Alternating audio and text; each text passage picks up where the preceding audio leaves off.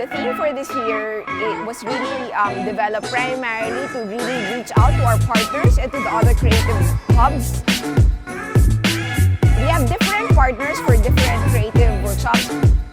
Also conducted their own workshops, really about making things, doing things, and engaging families and even children to be able to express their creative juices.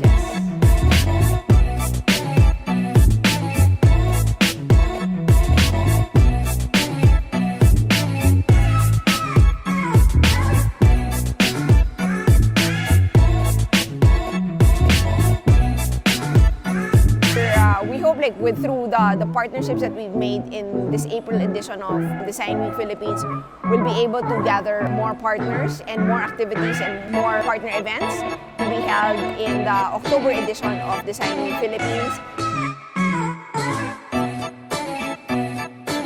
And then we're hoping to also engage other cities, even outside of Metro Manila, to have their own design